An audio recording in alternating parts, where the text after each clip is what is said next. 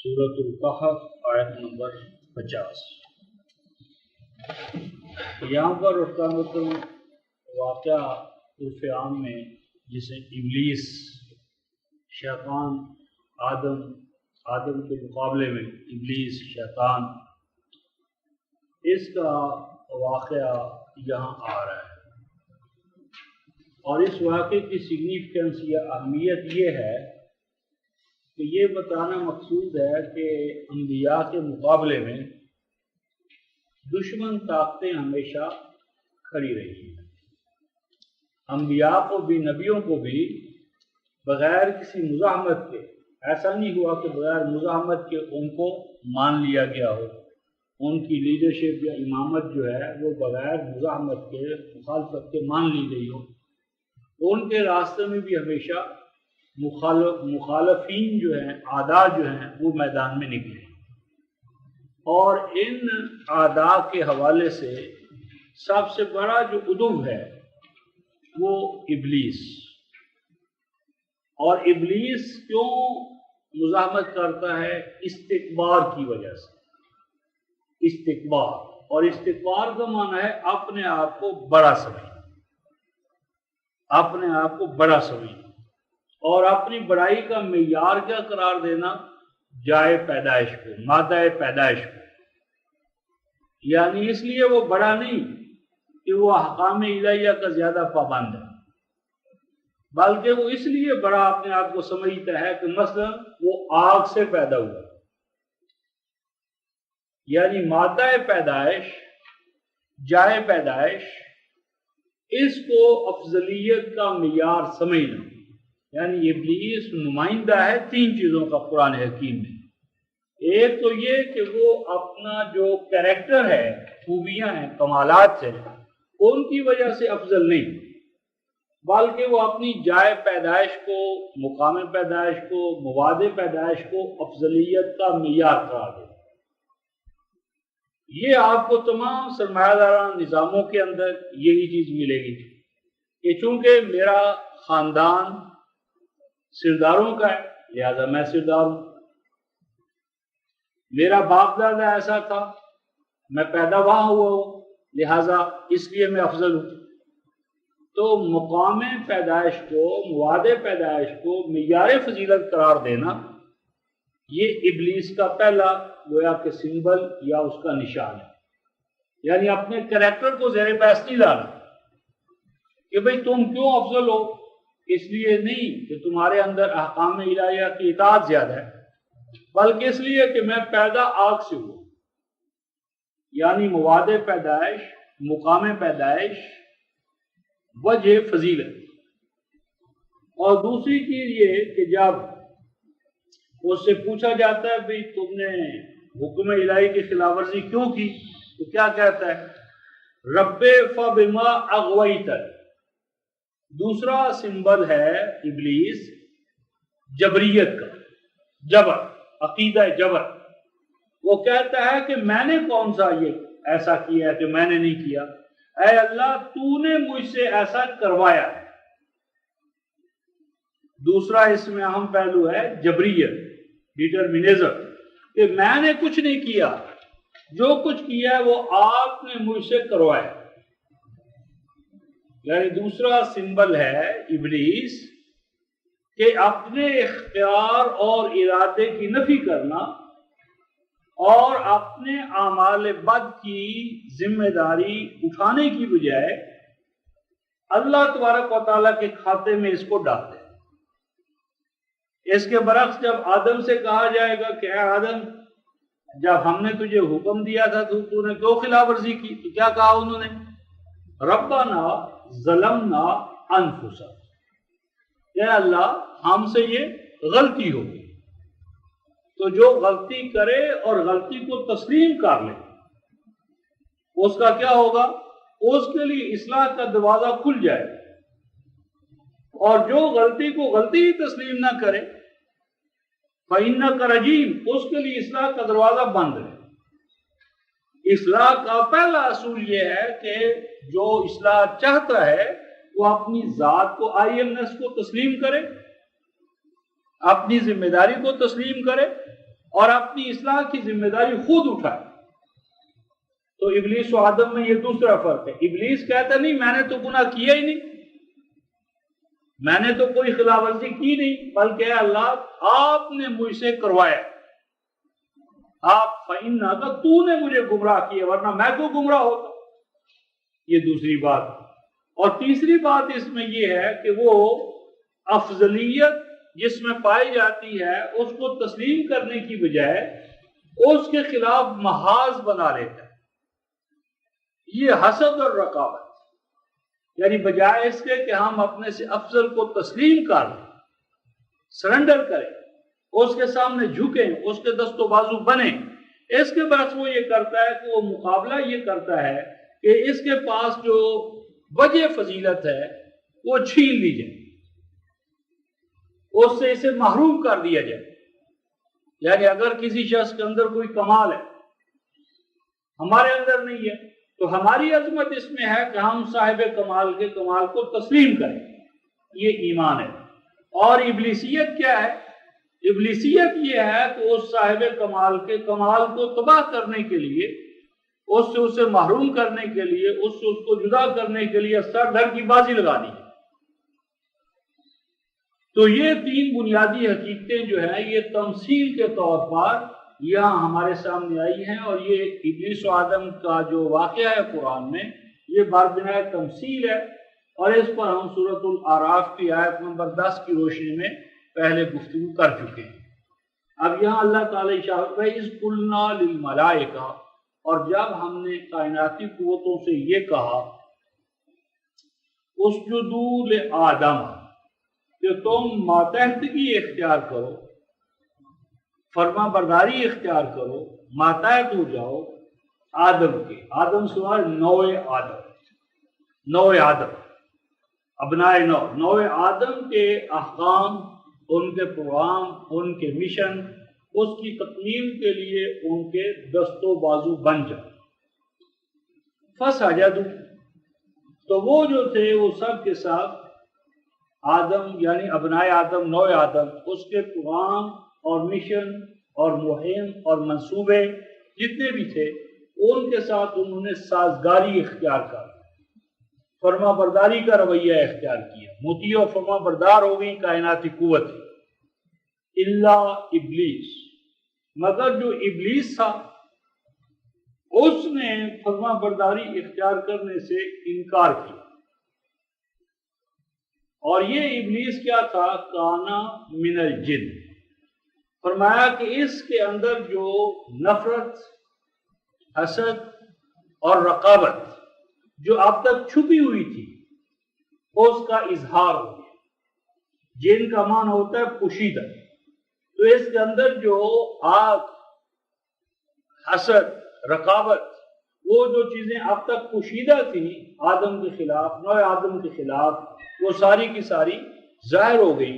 فَفَسَقَ عَنْ أَمْرِ رَبِّهِ، تو نتیجہ یہ نکلا کہ اس نے جان بوجھ کر اپنے ارادے سے، اپنے اختیار سے اللہ تعالیٰ کے امر کے مقابلے میں، حکم کے مقابلے میں جو اس کو دیا گیا تھا وہ حکم شکنی کی، حکم سے سرکشی اختیار کی، حکم کے راستے میں روڑے اٹکائے، حکم کے راستے میں کھڑا ہو گیا۔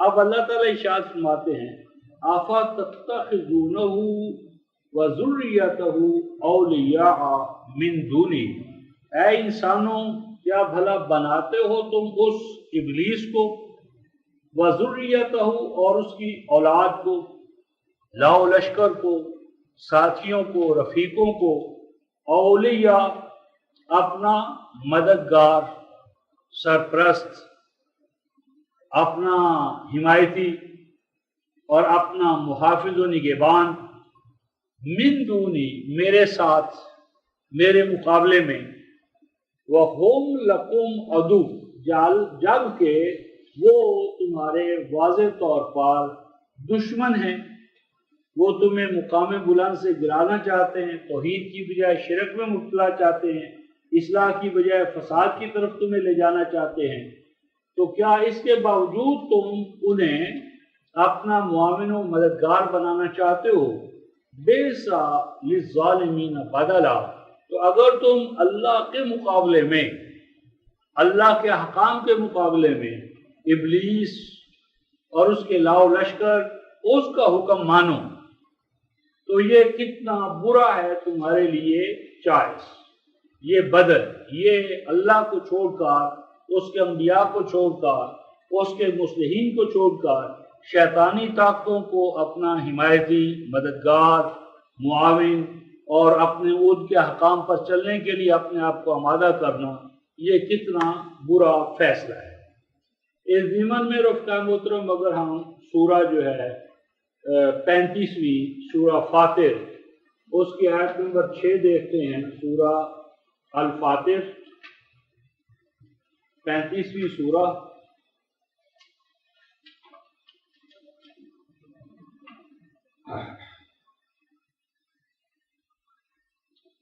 سورہ الفاطر 35ویں سورہ آیت نمبر 6،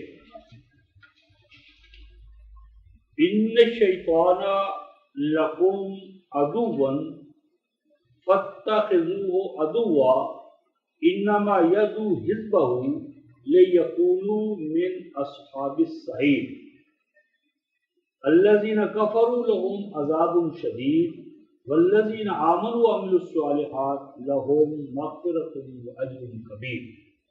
فرمایا کہ ان الشیطان لکم عدو، اے نوع آدم، اے انسانوں، اے اہل ایمان، بے شک شیطان تمہارا واضح دشمن ہے۔ فاتخذوه عدوا، اسے تم یقیناً اپنا دشمن بناؤ، یقینی طور پر اسے تم اپنا دشمن بناؤ، دشمن سمجھو، اسے دوست نہ بناؤ۔ انما یدعو حزبہ، اس کے سوا کوئی بات نہیں کہ وہ جو دعوت دیتا ہے، یہ دو دعوتیں ہیں، ایک دعوت اللہ ہے اور ایک دعوت الشیطان، دعوت اللہ اور دعوت الشیطان۔ تو فرمایا کہ جو یہ شیطان ہے یہ اپنی دعوت، پریچنگ، قرآن جو پیش کرتا ہے حزبہ اپنی جماعت کے سامنے، اخوان الشیاطین کے سامنے، تو یہ اس لیے پیش کرتا ہے لیکونوا من اصحاب السعیر، تاکہ اس کو ماننے والے ہو جائیں اصحاب سعیر میں سے۔ سعیر سعارہ کا معنی ہوتا ہے آگ جلانا، آگ روشن کرنا، یعنی حسد، رقابت، انتقام۔ تو یہ انتقامی جذبات پیدا کر کے انبیاء اور ان کے ماننے والوں کے راستے میں رکاوٹیں کھڑے کرتے ہیں۔ ان کا طریقہ کار کیا ہوتا ہے، کس طرح یہ کام کرتے ہیں، تو اس کے حوالے سے ہم سورہ الانعام جو ہے اس میں ایک مقام دیکھتے ہیں۔ یہ سورہ الانعام 6 سورہ ہے رفقا محترم، آیت نمبر 112، سورہ الانعام 6 سورہ آیت نمبر 112، یہ 8واں پارہ ہے، سورہ الانعام 6 سورہ آیت نمبر 112 اور 113۔ وَكَذَلِكَ جَعَلْنَا لِكُلِّ نَبِيٍّ عَدُوًّا شَيَاطِينَ الْإِنسِ وَالْجِنِّ، اور فرمایا کہ اسی طرح پایا ہم نے ہر نبی کے لیے، اسی طرح پائے ہم نے ہر نبی کے لیے دشمن، اور وہ دشمن کون تھے؟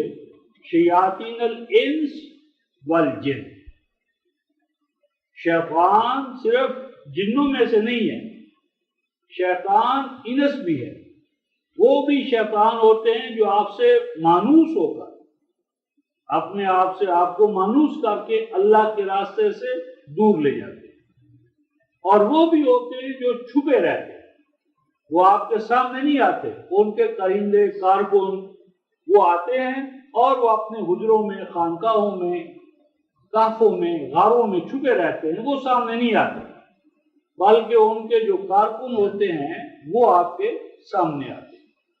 اور یہ شیطان کیا کرتے ہیں؟ انما یدعو حزبہ لیکونوا من اصحاب السعیر کی تفسیر کیا؟ یوحی بعضهم الی بعض، یہ شیطان وہی کرتے ہیں ایک کو دوسرے کی جانب، یعنی وہی قرآن وہی رحمان، اس کا مقابلہ کرنے کے لیے یہ وحیاں گھڑتے ہیں، تراشتے ہیں، فیبریکیشن کرتے ہیں۔ اور یہ وحی رحمان کے مقابلے میں جو شیطان وہی گھڑتا ہے، کس طرح گھڑتا ہے؟ زخرف القول،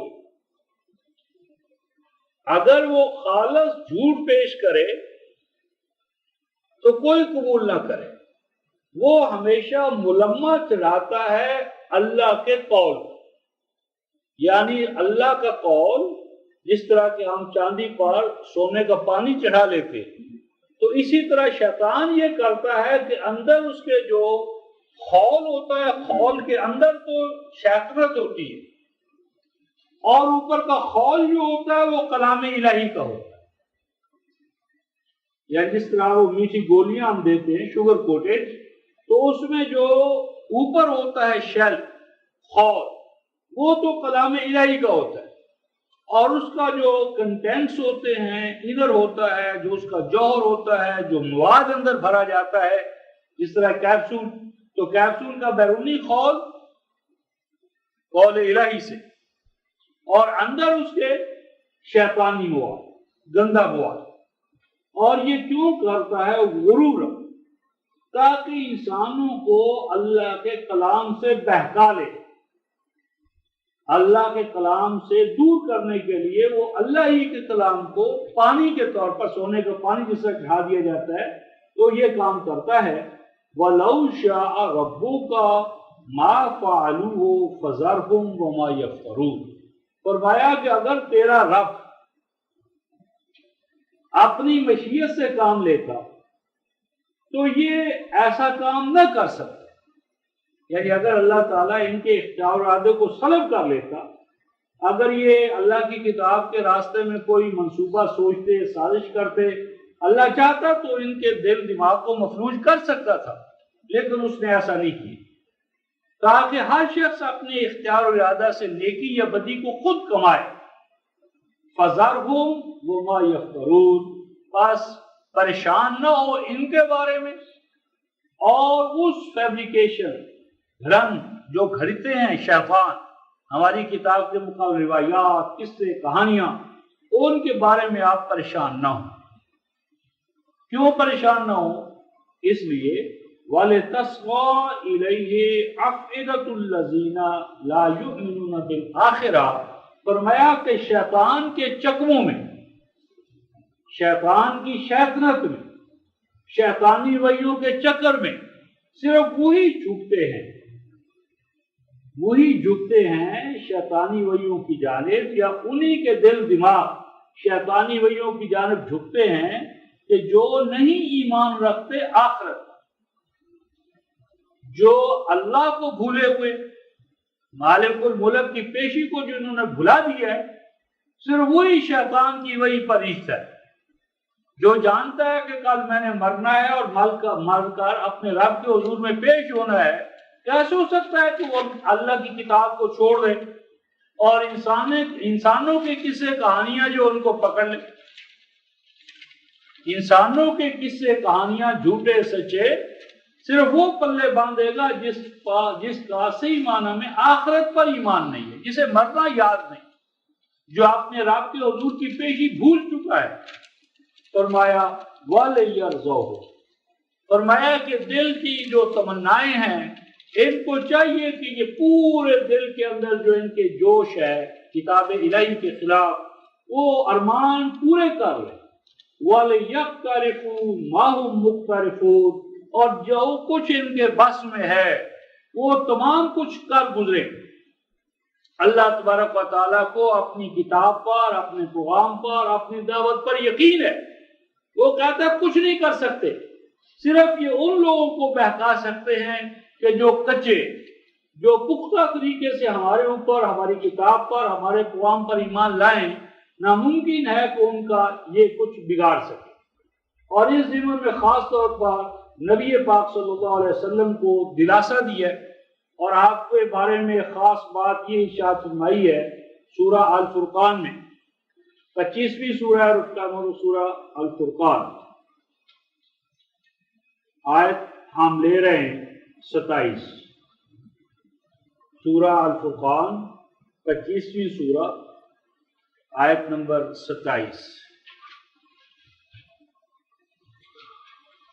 سورہ الفرقان آیت نمبر 27۔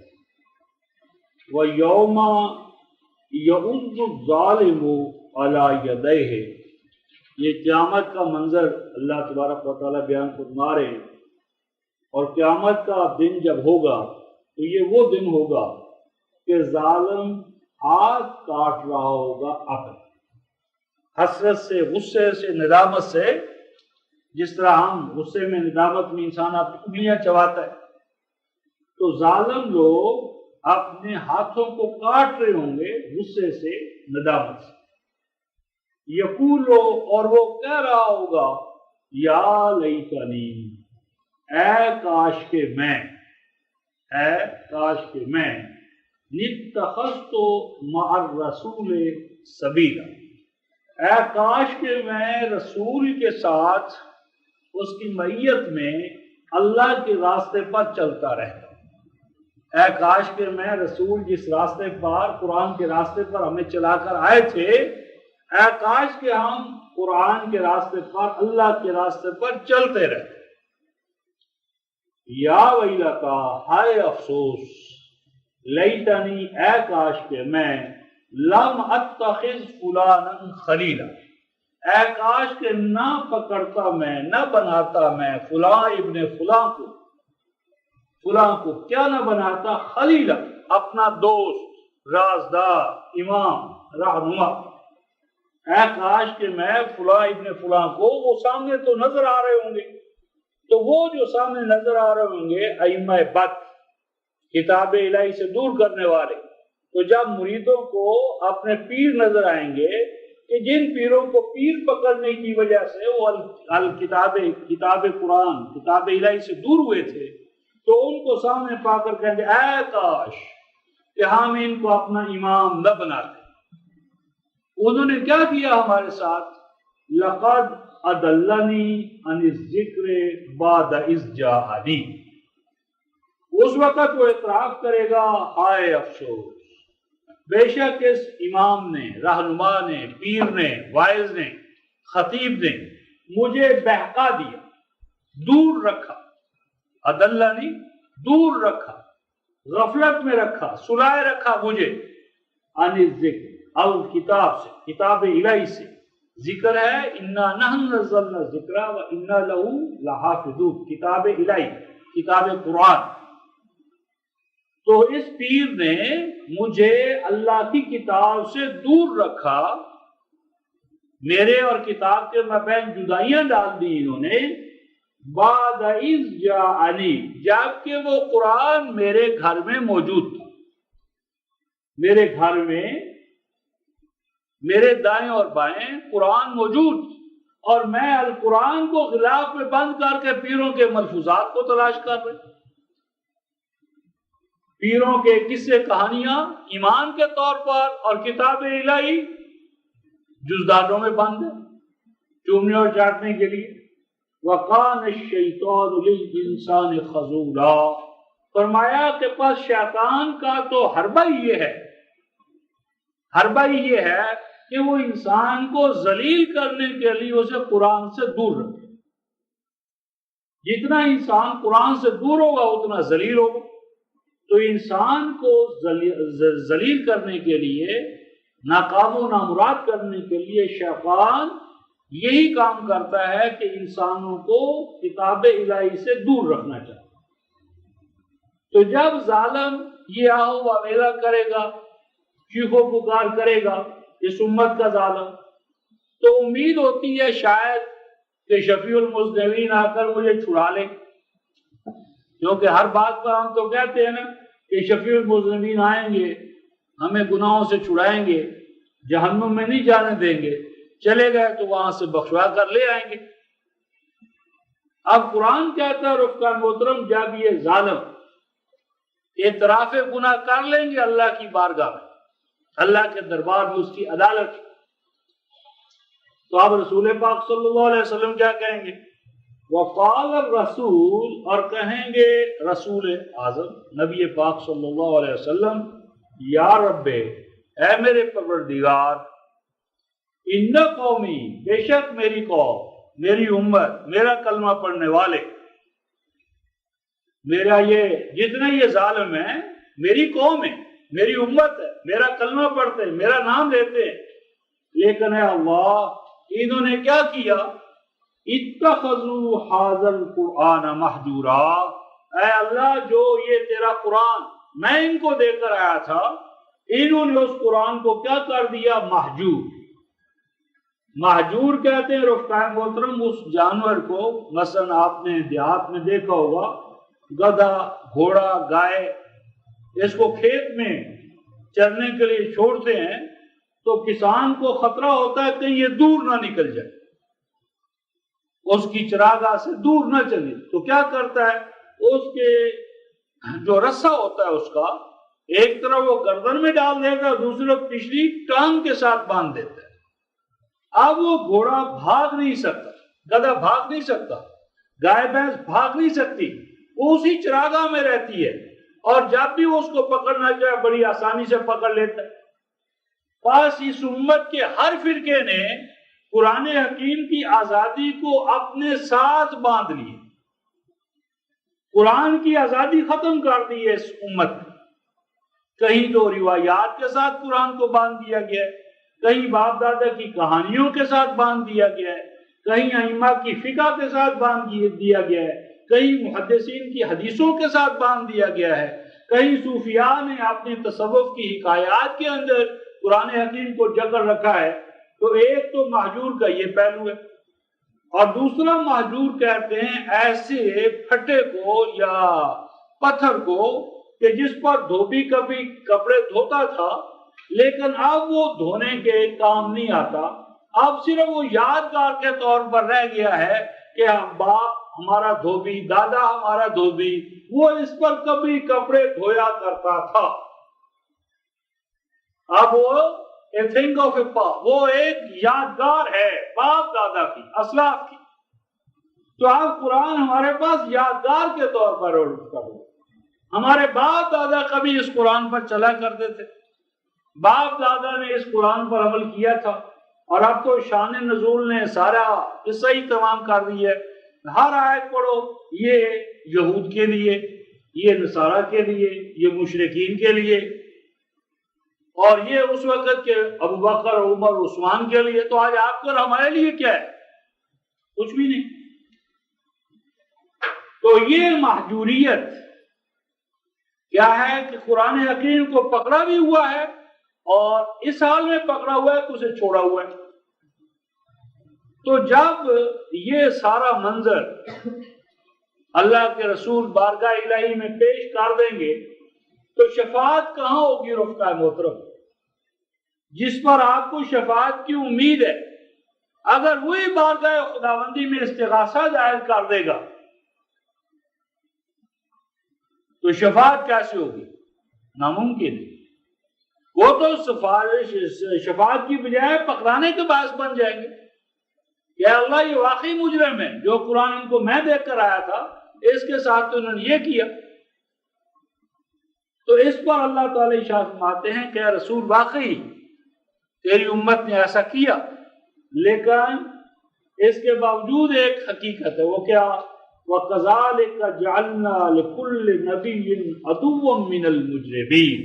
فرمایا کہ ہاں یہ تو صاف ظاہر ہے کہ ہر نبی کے مقابلے میں دشمن ہوئے، اور وہ دشمن مجرم تھے، لیکن کفا بربک ہادیا ونصیرا، دشمنوں کے باوجود اللہ کافی تھا تیرا رب، ہدایت دینے والا اور مدد کرنے والا۔ یا جو بندے اللہ تعالیٰ کی کفایت پر ایمان لا کر اس کی ہدایت کے سایوں میں چلنا چاہیں اور اس طرح اللہ تعالیٰ کی نصرت حاصل کرنا چاہیں تو ان کے لیے کچھ مشکل نہیں کہ وہ اللہ تعالیٰ کی ہدایت کی راہوں پر چلے اور اس کی نصرت اور اس کی مدد جو ہے اس کی مثال ہے سورہ المؤمنون. سورہ المؤمنون 23ویں سورہ ہے. 23ویں سورہ ہے اور 23ویں سورہ میں دو مقام ہم دیکھتے ہیں.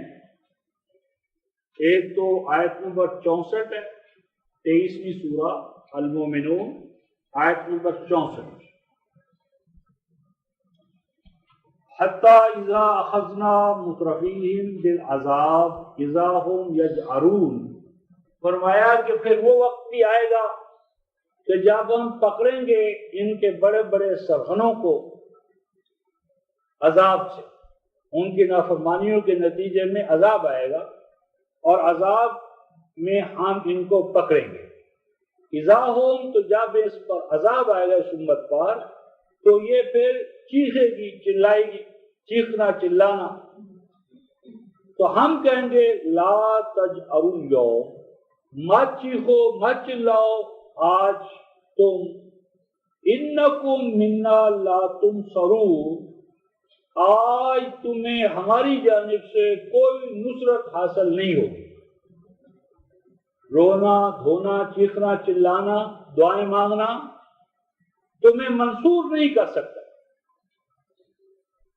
کیا جرم کیا ہے اس امت نے رفتہ محترم کہ جس کی پاداش میں اس کی دعاؤں کو، چیخنے چلانے کو، رونے دھونے کو اللہ تعالیٰ کے ہاں قبول نہیں کیا جا رہا، اور اس کی نمازیں، دعائیں، جبل عرفات کی دعائیں، مکہ کی دعائیں، مدینہ کی دعائیں، شرق و غرب کی دعائیں، کیوں شرف قبولیت کا، کیوں امت منصور نہیں ہو رہی؟ فرمایا اس لیے کہ قد کانت آیاتی تتلی علیکم فکنتم علی اعقابکم تنکصون. جرم تمہارا یہ ہے کہ بے شک جب تمہارے سامنے میری آیتیں تلاوت کی جاتی ہیں، جب تلاوت کی جاتی ہیں تمہارے اوپر میری آیتیں، کیا کرتے ہو؟ فَكُنْتُمْ عَلَىٰ أَعْقَابِكُمْ تَنْكِصُونَ، تو میری آیتوں پر ایمان لانے سے پہلے ان کو پیش کرتے ہو پہلے اقابر پر، اسلاف پر، جو گزر چکے ہیں، ان کے جو قصے کہانیاں تمہارے پاس عقب کہتے ہیں پیچھا، تو جو پیچھے تمہارے اسلاف بزرگ باپ دادا گزر چکے ہیں ان کے اوپر تم میری آیتیں پیش کرتے ہو. اگر وہ آیتیں اس کے مطابق تو مانتے ہو، اگر اس کے خلاف ہوتی ہیں تو تم میری آیتوں کو چھوڑ دیتے ہو، باپ دادا کی روایتوں کو پختہ پکڑ لیتے ہو. جرم یہ بجائے اس کے کہ کتاب الہی کی آیات پر باپ دادا کو پرکھتے، الٹی گنگا بہا رہے ہیں کہ باپ دادا بزرگوں سے سنا ہے، اس کی روشنی میں وہ الکتاب کتاب الہی اور اس کی آیات کا جائزہ لیتے. تنکصون، اگر وہ باپ دادا کی روایتوں کے مطابق آیات ہیں تو قبول، اور اگر چھوڑنا پڑے گا تو قرآن کو چھوڑ دیں گے، باپ دادا کو نہیں چھوڑیں گے. کیوں؟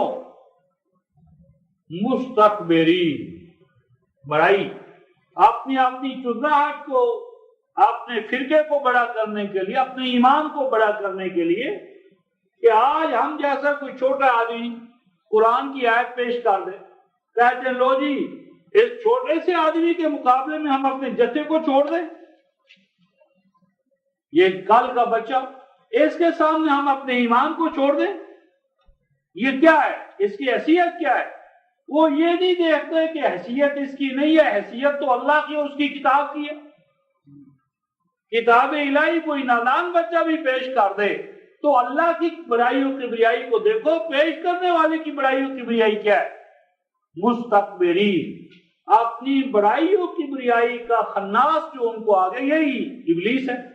تو بڑائی و کبریائی کا دفاع کرتے ہوئے انہوں نے کتاب الہی کی آیات کو چھوڑا.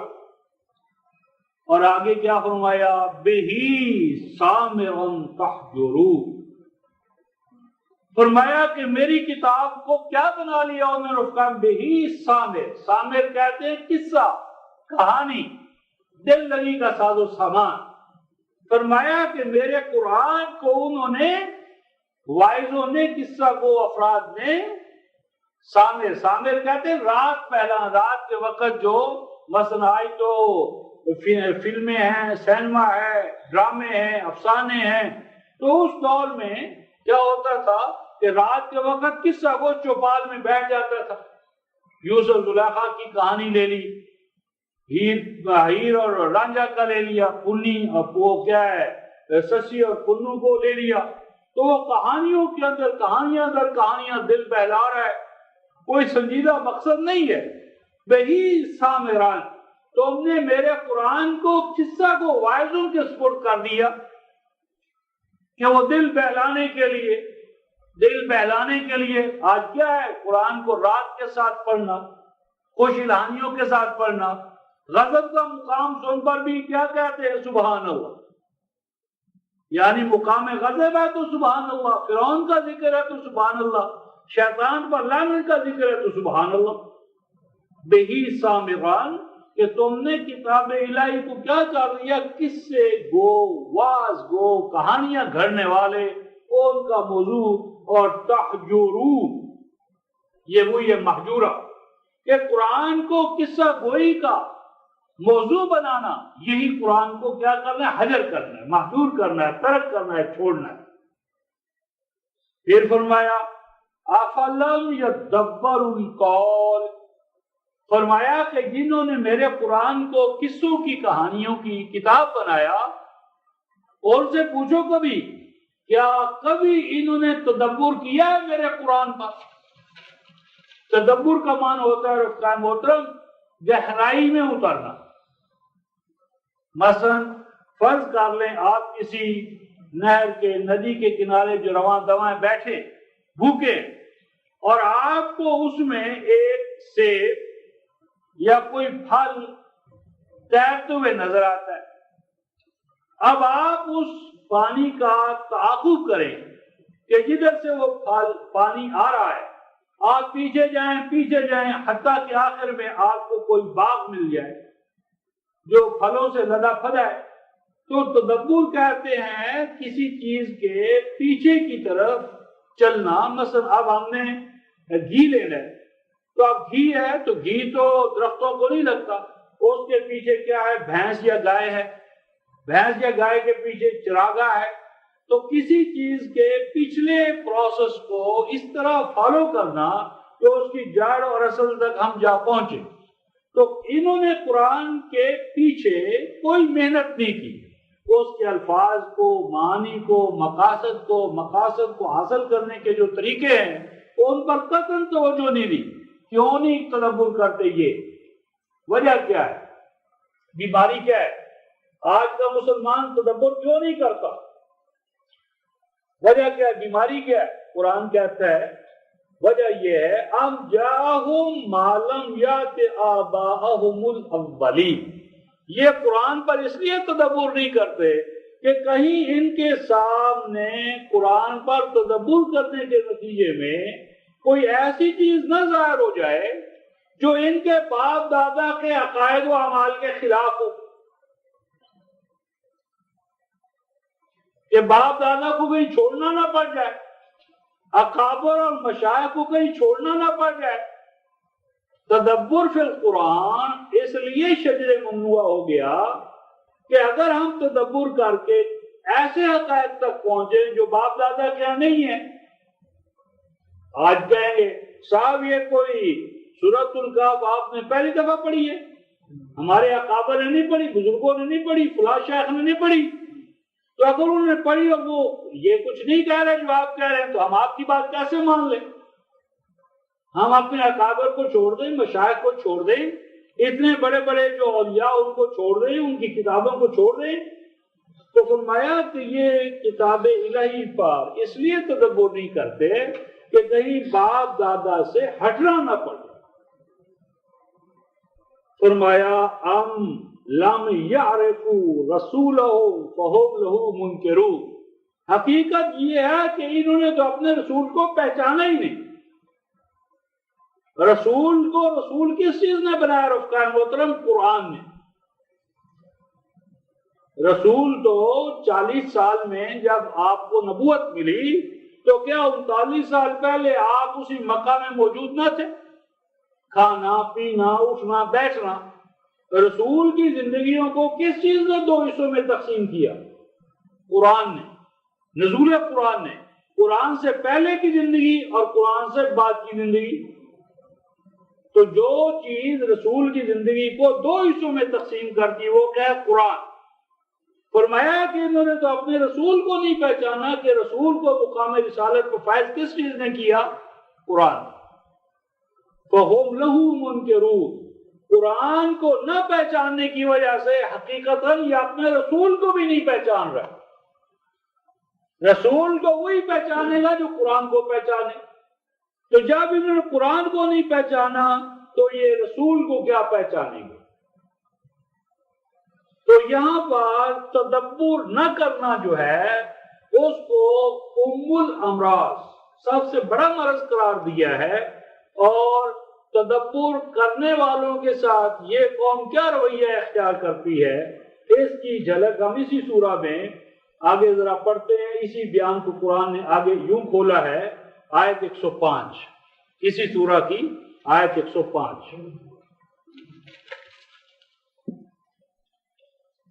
آیت 105 سورہ المؤمنون آیت 105۔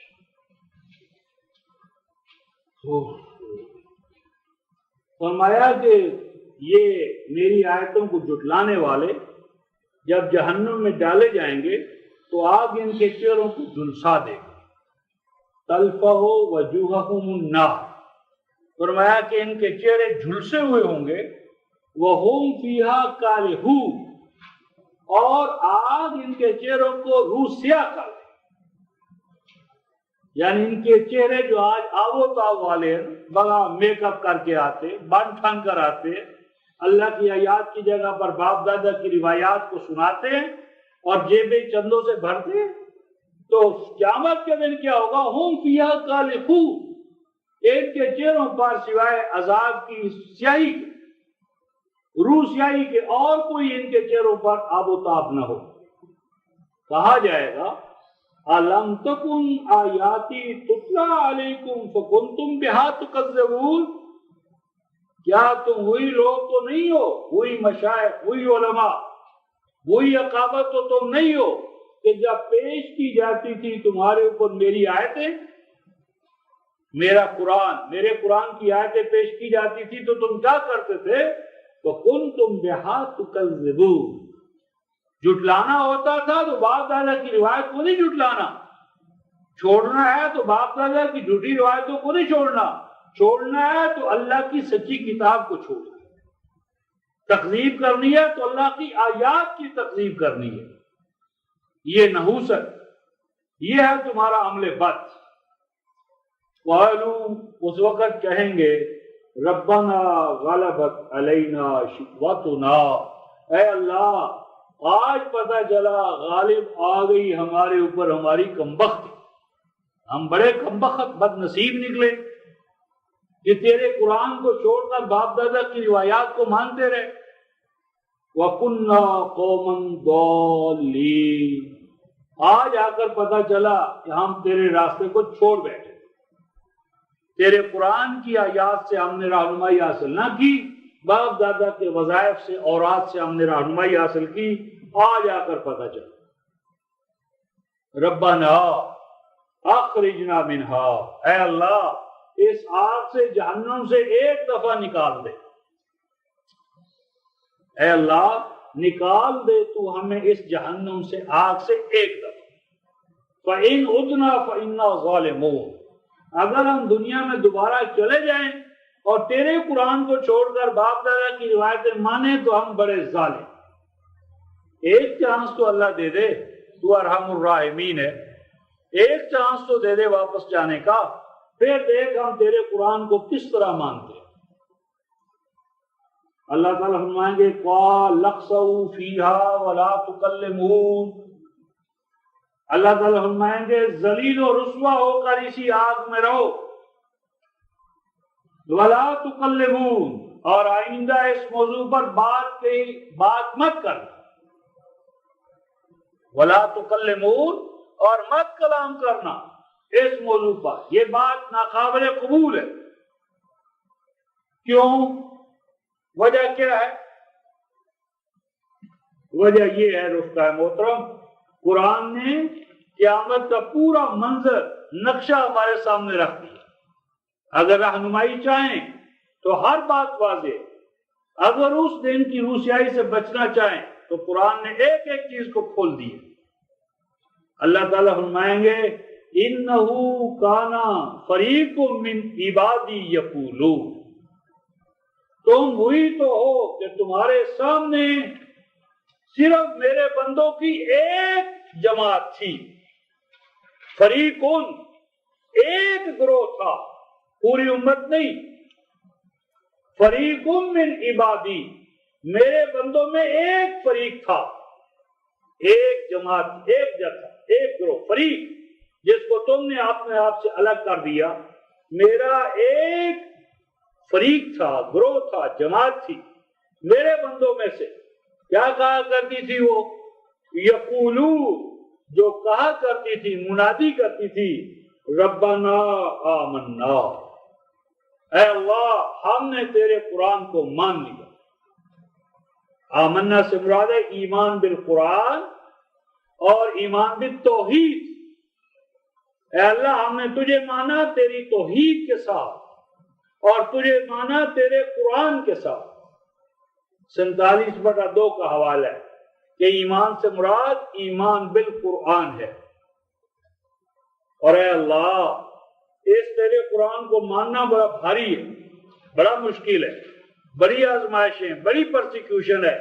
فاغفر لنا، اے اللہ اس قرآن کے ماننے کی وجہ سے جو مصائب و آلام ہمارے اوپر آ رہے ہیں، ان مصائب و آلام اور مشکلات میں ہماری حفاظت کر.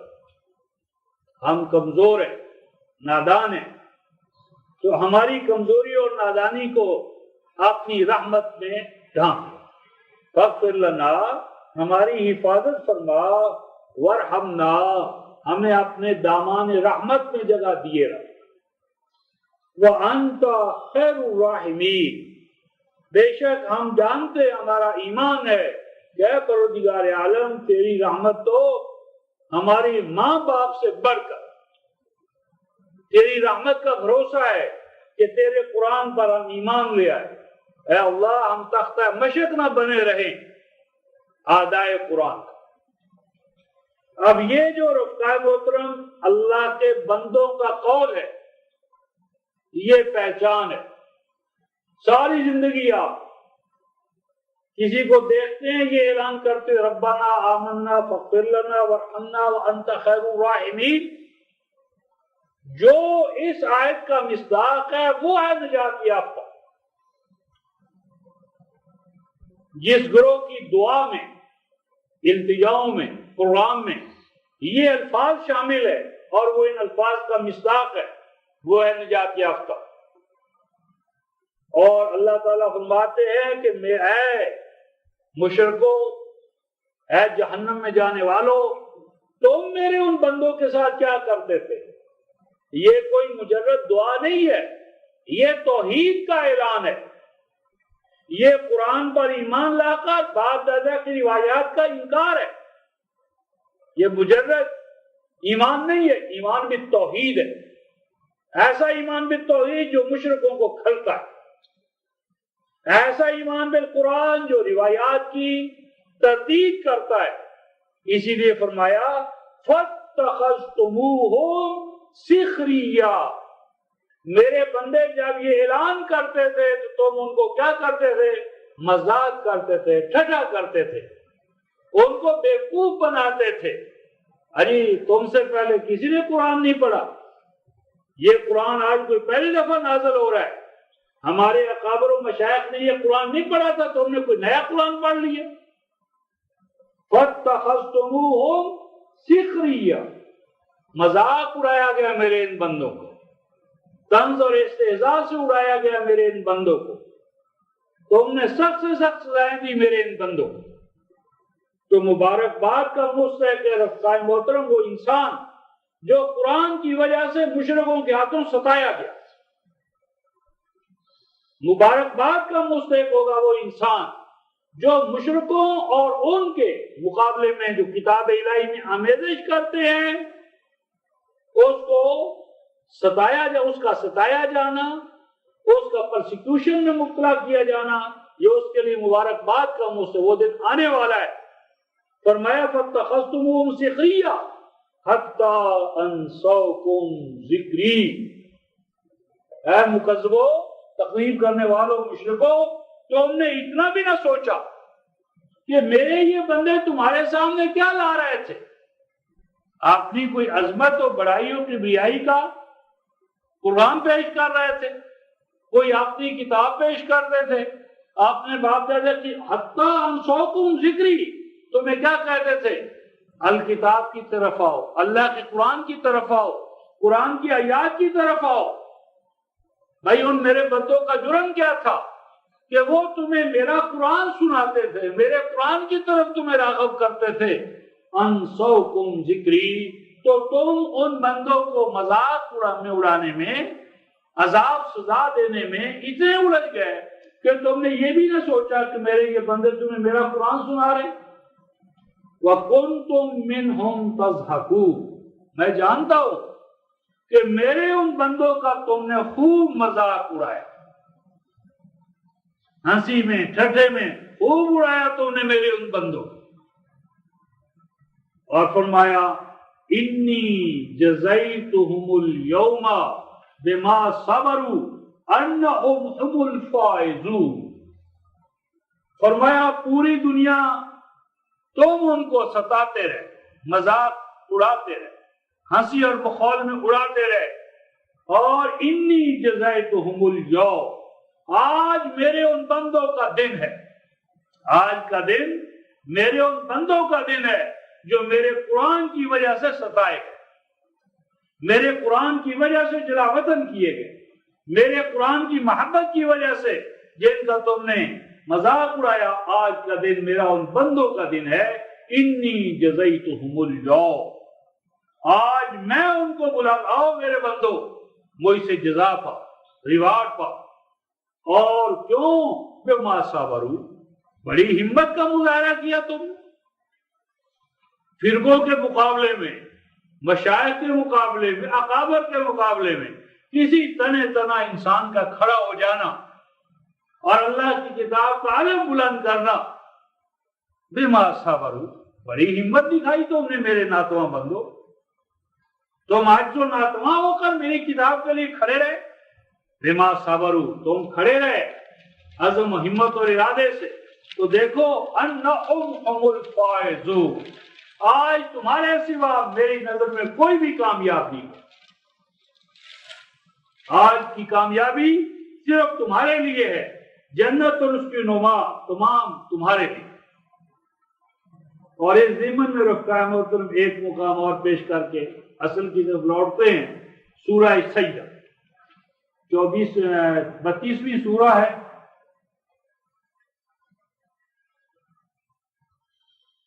بتیسویں سورہ آیت نمبر 22. 32ویں سورہ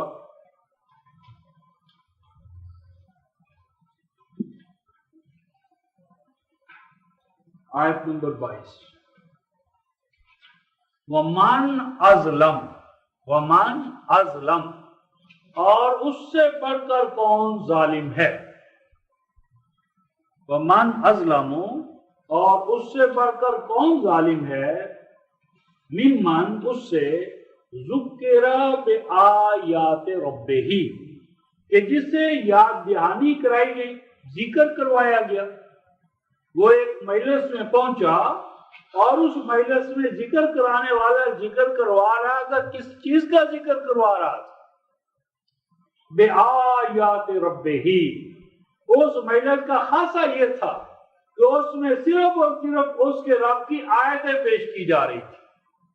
کوئی روایت نہیں، کوئی قصہ نہیں، کوئی کہانی نہیں. بزرگوں سے سنا ہے، کتابوں میں منقول ہے. فلاں یہ کہتا ہے. وہ ایک ایسی نورانی مجلس میں پہنچا کہ جہاں پر صرف اور صرف میری آیتیں پیش کی جا رہی تھی. میری آیتوں کا جلال و جمال اس کے سامنے آیا، لیکن اس کمبخت نے کیا کیا؟ ثم اعرض عنہا، وہ مجلس اس کو راس نہ آئی. کیوں؟ کہ وہاں تو صرف قرآن پیش کیا جا رہا تھا. اعرض عنہا، کمی کب آ گیا، دوبارہ آیا ہی نہیں. بڑا ناپسندیدہ قرار دیا اس مجلس کو کہ وہاں تو صرف قرآن ہی قرآن تھا. دھوکا قرآن، خوش قرآن، کوئی دلچسپ کہانیاں نہیں، قصے نہیں. اعرض عنہا، دوبارہ آیا ہی نہیں. کنی کے پر آ گیا، بیک آؤٹ کر گیا. اب جب آپ کسی کو خالص اللہ کا قرآن سنائیں تو ذہن میں پریشانی پیدا ہوتی ہے. اللہ، ہم نے تیرا قرآن سنایا، خالص قرآن، اور یہ پھر بیک آؤٹ کر گئے. تو اللہ فرماتے ہیں بندے پریشان نہ ہونا، قرآن پیش کرنے والوں پریشان نہ ہونا. اِنَّا مِنَ الْمُجْرِمِينَ مُنْتَقِمُونَ، یہ تمہارے مجرم نہیں ہے، یہ میرے مجرم ہیں، میں اپنے مجرموں سے خود نپٹ لوں. اِنَّا، بے شک میں، بے شک ہم، من المجرمین، ایسے مجرموں سے، منتقمون، انتقام دینے والے. یعنی وہ مجرم ہے رفقہ محترم کہ جس کے سامنے اللہ کا خالص قرآن پیش کیا جائے اور خالص قرآن کو سن کر ایمان لانے کی بجائے وہ کنی کترا جائے. اور قرآن کس طرح سننا چاہیے رفقہ محترم؟ موضوع کی مناسبت سے اللہ کے بندوں کی ایک اور جھلک دیکھتے چلیں. سورہ الفرقان، پیچھے کی طرف آئیں. سورہ الفرقان 25ویں سورہ ہے، آیت نمبر 73، 25/73.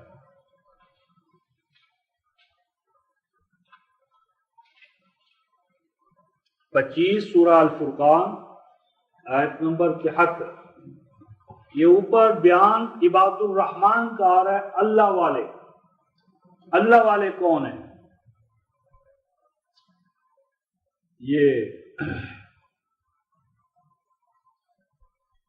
اللہ والے، اللہ والوں کا اللہ تعالیٰ نے خود تعارف کروایا. یہ آیت 63 سے شروع، عباد الرحمن. تو آیت 73 میں فرمایا والذین اذا ذکروا بآیات ربہم لم یخروا علیہا صما وعمیانا. میرے بندے وہ ہیں کہ جب انہیں ذکر کرایا جائے، اذا ذکروا، جب انہیں ذکر کرایا جائے، کس طرح؟